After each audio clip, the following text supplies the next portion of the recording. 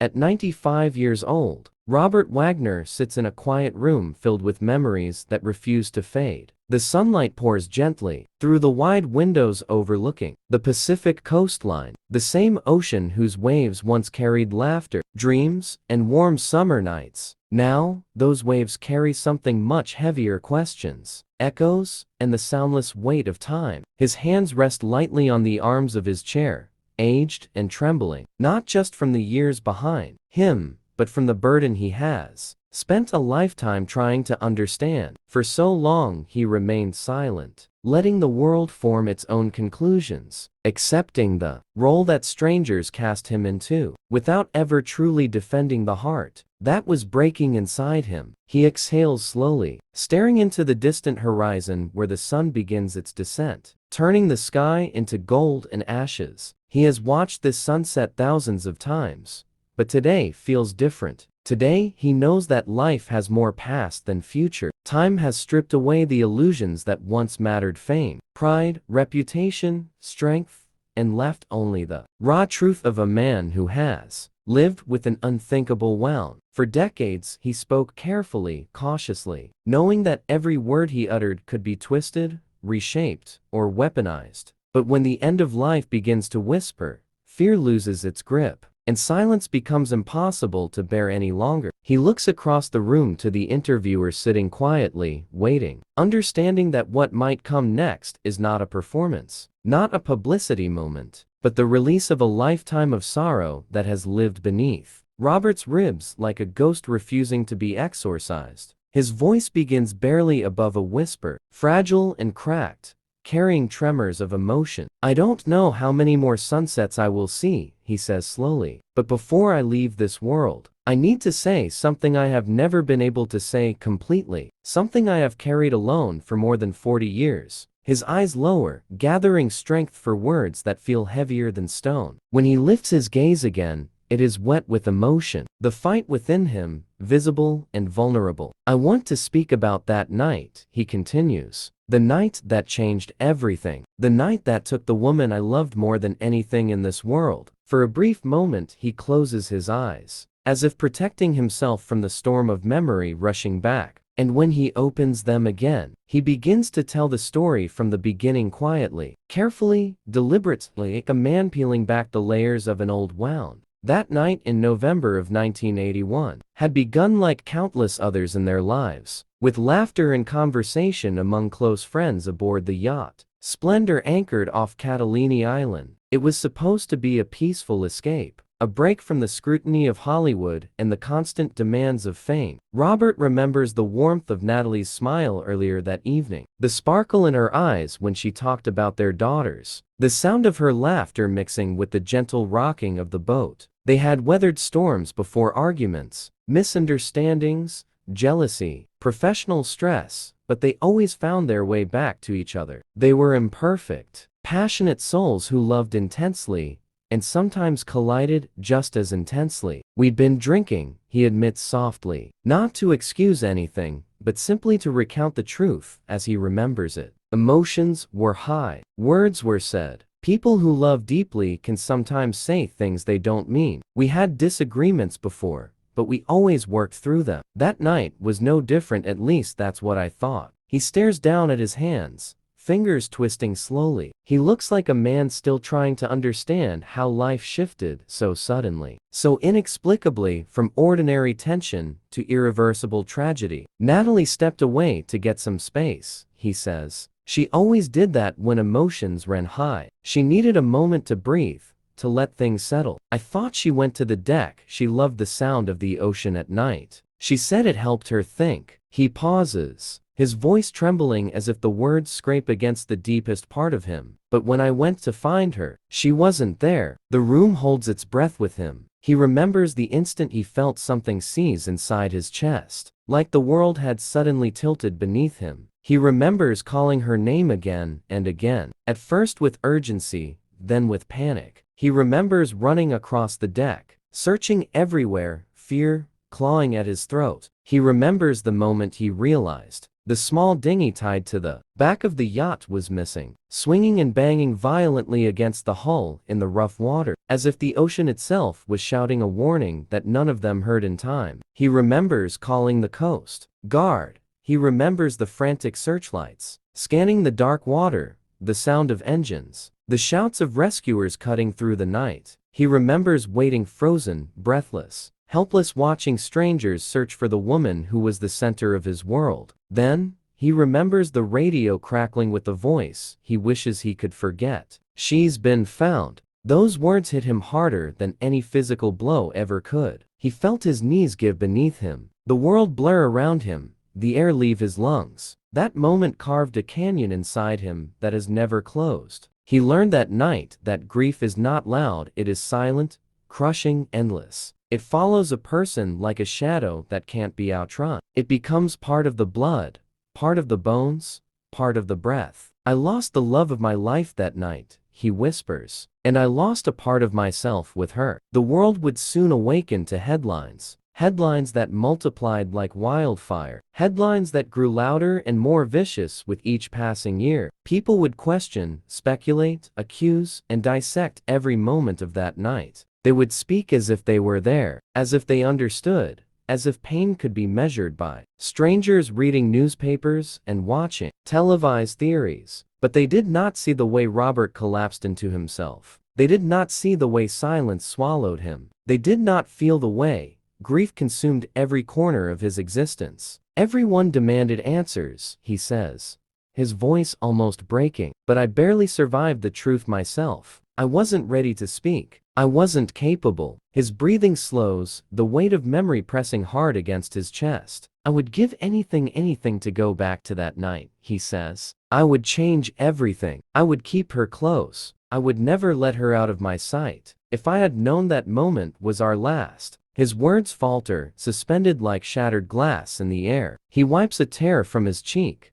but another follows. His face is raw now, stripped of every layer of composure he once built to protect himself from the world. "For years, people have asked me why I didn't speak sooner," he continues. "The truth is, I didn't know how. Every time I tried, the words turned into pain, and pain turns into silence." He lifts his head slowly, the weight of decades reflected in his eyes. "And now, near the end of my life, I want to say what I never said. Not to clear my name, not to fight back, not to convince anyone of anything, but because I need peace, because I loved her, because the truth matters." He closes his eyes as a tear slips down his face. "Here is the truth, the only truth I have." When the room falls silent again, Robert takes another long breath. The kind of breath that someone takes when they are gathering every ounce of courage they have left. His voice, when he begins again, is softer than before, more fragile, as if the words themselves might collapse from the weight they carry. He has lived almost an entire lifetime within the shadow of that night. And now, as he reaches for what is left of his own truth, the years of silence break open from within him. The truth is, he begins slowly, "I have replayed every second of that night thousands of times in my mind. Every moment,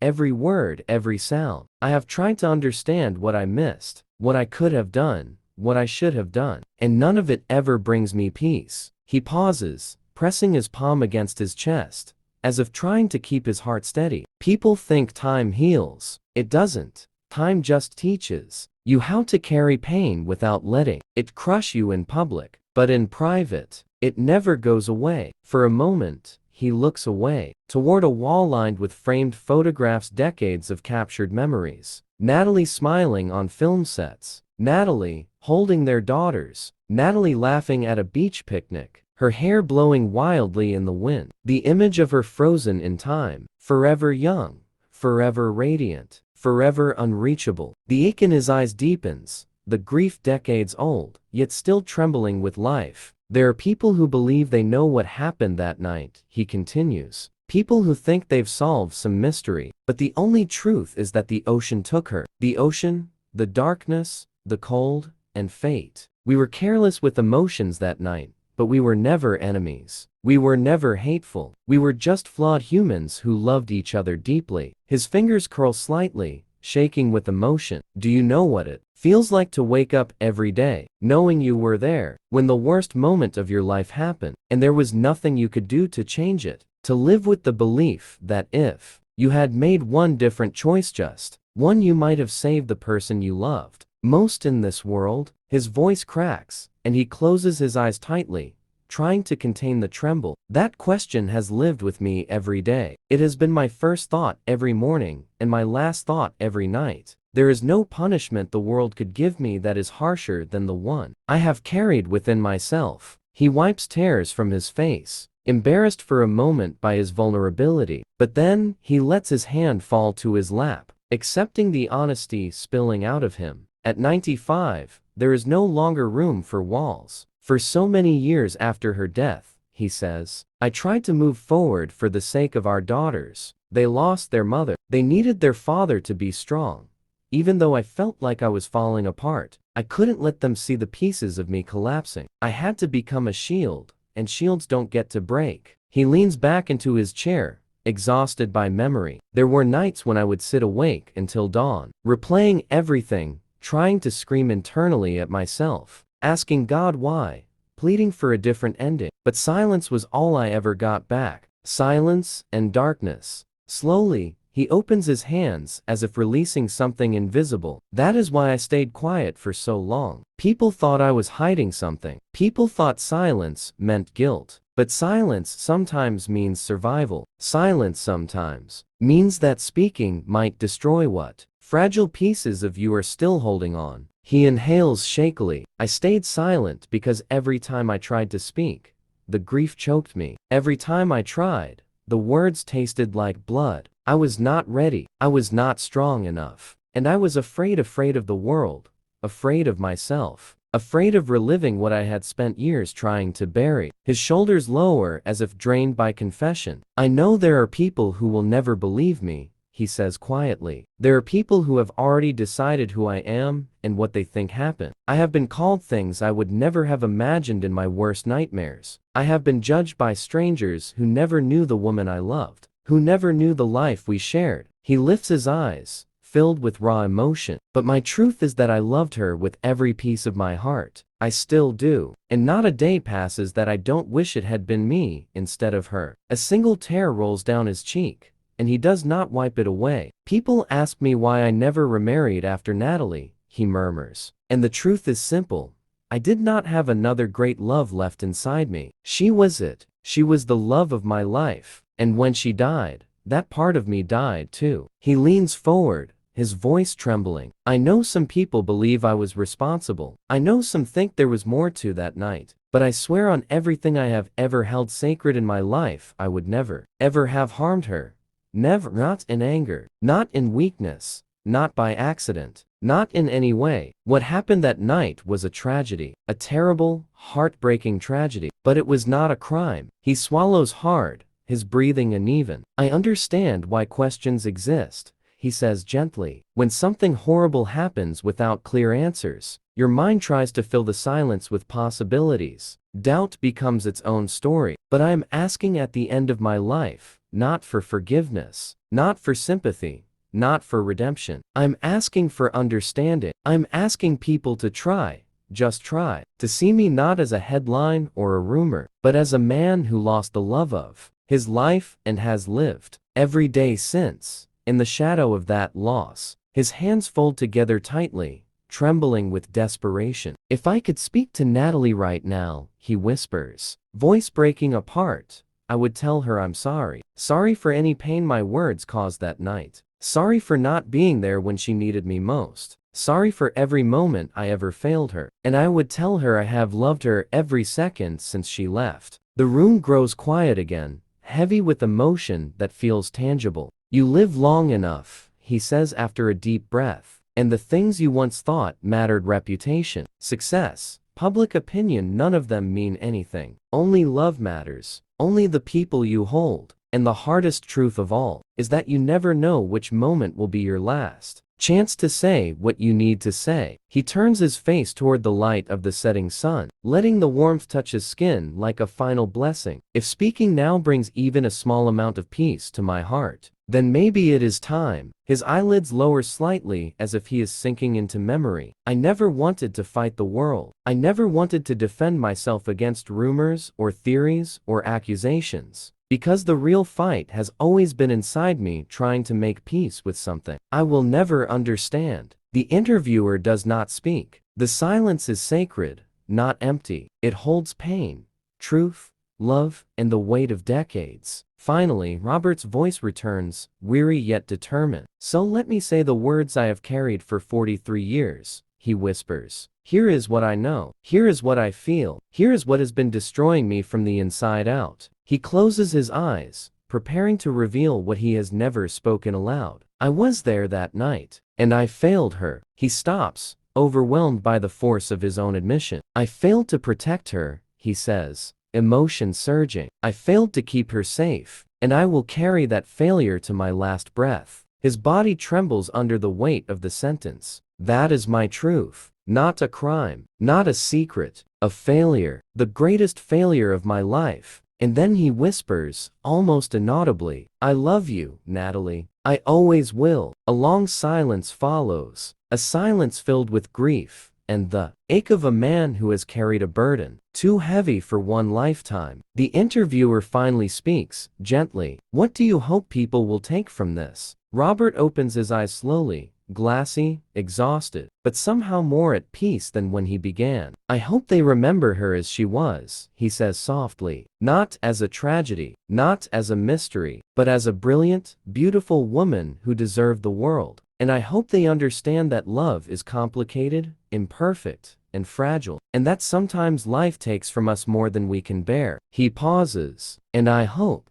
maybe, that people will finally let both of us rest. He leans back, closing his eyes again, tears slipping freely. For the first time in more than 40 years, he whispers, I have spoken from my heart, and maybe, just maybe, I can breathe again. The room remains quiet for a long time after Robert's voice falls silent. The weight of his confession seems to change the air itself, making it feel thicker, heavier, as if the world is holding its breath. Outside, the sun has slipped lower, brushing the horizon with colors of fading fire, deep orange dissolving into soft violet, as though the sky itself is grieving with him. Robert sits still, breathing slowly, his hands folded together in his lap, the tremble gradually calming now that the truth has been spoken. For the first time, something about his expression shifts, not relief, not victory, not justification, but something quieter and more delicate.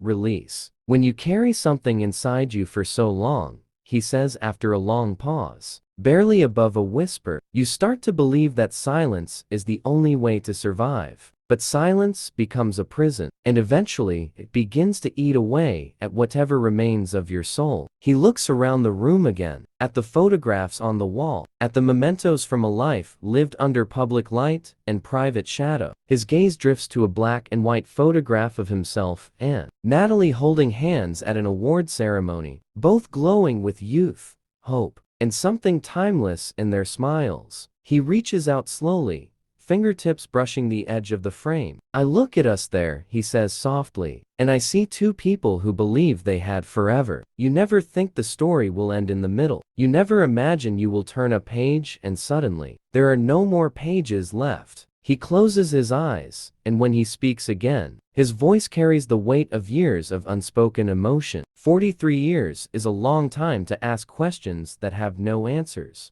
It changes a person. It turns scars into landmarks. It teaches you that even the strongest hearts bleed. People think strength means never breaking, but real strength is learning how to stand while your heart is shattered. He breathes slowly, gathering the memories swirling around him. For so many years, I wished someone would tell me what to do with this pain. But grief is something you learn alone. No one can carry it for you, and no one can take it away. He pauses again, staring out at the disappearing sun. You know, he continues slowly, people talk about closure as if it's something you can reach, as if it's a destination like a city you can travel to. But closure is a myth. There are some losses you never close. You just learn to live with them. They become part of the architecture of your life. You build around them, but they are always there. His voice grows gentler, almost fatherly. If there is one thing my life has taught me, it's that love is not measured by perfection. It's measured by devotion, by staying when things are difficult, by fighting for each other, by holding on, even when the world tries to pull you apart. Real love is messy, complicated, loud, imperfect. And if you're lucky enough to experience it, even once, you carry it forever. He smiles faintly, the kind of smile that feels like a memory rising to the surface. Natalie and I were not perfect. We argued, we disagreed, we had flaws, but we loved each other with a passion that lit up everything we touched. And I would not trade one moment of that love, not even knowing how it ended. Because without her, I would not have understood what love truly means. He pauses, letting the truth settle. For years I avoided talking about her publicly, because I thought protecting the memory of our life together meant shielding it from the noise of the world. But now I understand that silence wasn't protection. It was fear. Fear of being misunderstood. Fear of being judged. Fear of facing the pain. He looks up at the ceiling, as though speaking to someone unseen. But I'm not afraid anymore. I'm tired. And when you reach this age, fear loses its power. All that remains is the truth. His next breath shakes, deeper this time. And when he speaks again, emotion floods every word. I miss her, he whispers. I miss her every single day. I miss her laughter echoing through the house. I miss the way she teased me when I took life too seriously. I miss the way she held my hand when she was nervous. I miss waking up and seeing her beside me. I miss everything. I miss everything we were, and everything we never had the chance to be. A tear falls freely down his cheek. I wish I could tell her one more time how much she meant to me. I wish I could tell her how proud I am of her, of the woman she was, of the mother she was, of the strength she carried. She deserved so much more life. She deserved so much more time. He inhaled slowly, as though trying to pull strength from the air around him. But life doesn't work the way we want it to. Life doesn't wait for apologies or second chances. It doesn't pause so you can fix the things you broke. It just keeps moving, even when you're not ready. And before you know it, decades have passed, and you're left asking yourself whether you ever truly lived, or only survived.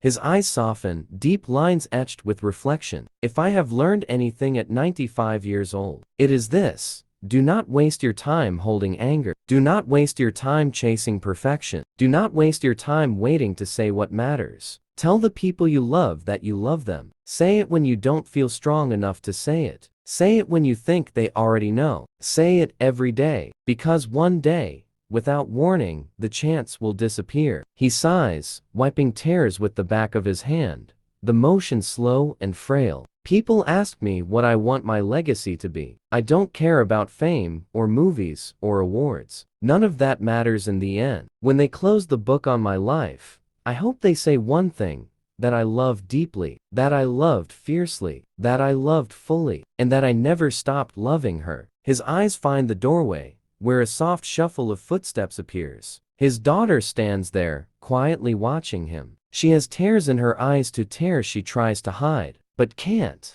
She steps forward slowly, kneeling beside him, taking his shaking hand gently into hers. He looks at her with gratitude, with tenderness, with a sadness that is also love. I'm proud of you, she whispers, her voice breaking. Mom would be too. Robert closes his eyes, absorbing the words like a blessing. I hope so, he whispers back. I truly hope so. She rests her head gently on his arm, and for a moment, time stops. It is no longer about tragedy or questions or pain. It is simply a father and his daughter, holding on to each other in the quiet of a life nearing its end. After a long silence, Robert speaks again, this time barely audible. If people remember me with anger, I accept that. If they remember me with doubt, I understand that too. But if anyone remembers the love we shared, just the love, then that will be enough. He turns toward the window again, watching the last sliver of sun disappear beneath the horizon. As though closing a chapter he waited half a lifetime to finish. That night took her from this world, he says softly,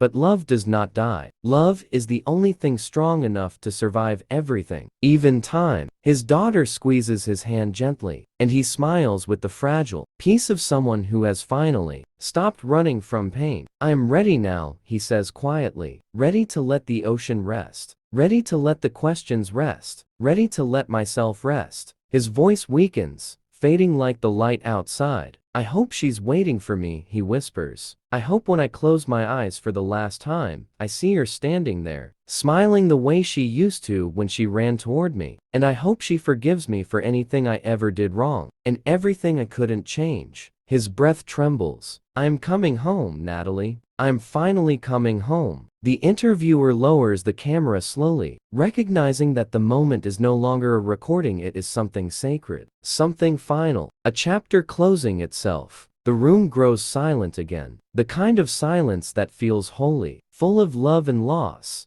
and strangely, peace. Outside, the stars begin to appear one by one, like lights guiding a soul home. Robert closes his eyes, breathing softly, his hand still held gently by his daughter. For the first time in 43 years, his heart feels light, and as the night settles over the world, his final unspoken prayer lingers in the air. Let me be remembered not for the tragedy, but for the love. Let her name remain beautiful. Let both of us finally rest.